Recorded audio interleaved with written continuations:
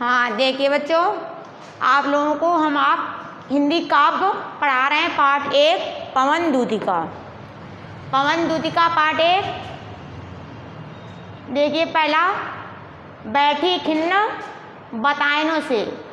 ये तुम्हारा पैरा है, किताब खोल लो, किताब में एक एक लाइन का देखते चलो और हम एक एक लाइन का अर्थ बता देंगे, सुनते चलो। और इसके बाद देखिए सबसे पहले क्या लिखा जाता है, संदर्भ।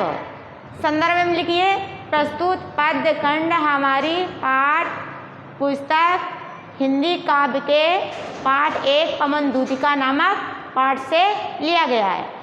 इसके रचयिता श्री अयोध्या सिंह उपाध्याय हरिऔध जी हैं।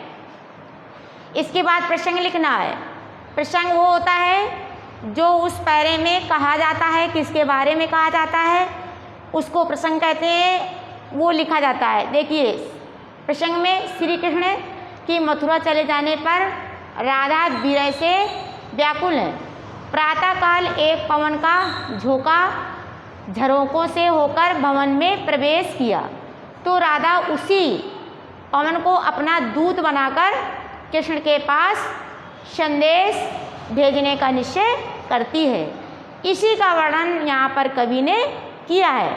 दूत का मतलब होता है मैसेज या मैसेंजर, जिसको बोलते हैं भेजने वाला, सूचना भेजने वाला, संदेश भेजने वाला, उसको कहते हैं दूत।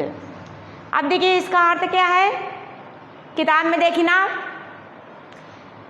ये राधा उदास घर में बैठी थी। एक दिन राधा घर में उदास अकेली बैठी हुई थी। आंसू आकर उनके दोनों आँखों को गीला कर रहे थे। किसको गीला कर रहे थे? दोनों आँखों को, यानी भिगो रहे थे। आंसू बह बहकर उनको दोनों आँखों को गीला कर रहे थे।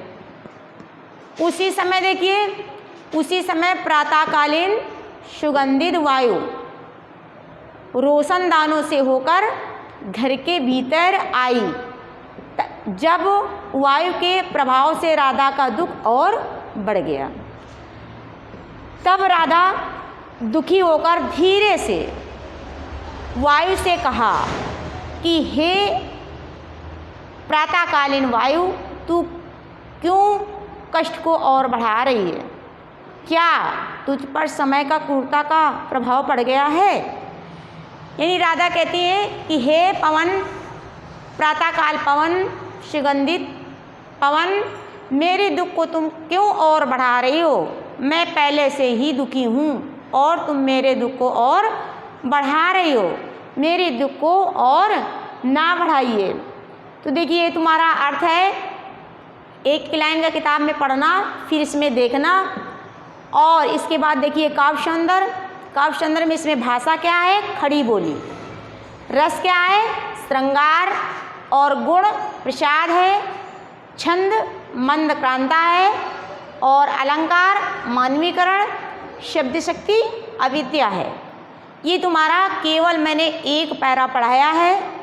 किताब से एक एक लाइन देखना और इसका एक एक लाइन अर्थ पढ़ना। इसके बाद कल दूसरा पैरा पढ़ाएंगे। इसी तरह ये काव्य एक एक पैरा डेली पढ़ाती चलूँगी और तुम किताब से एक एक लाइन इसको देखना और समझना।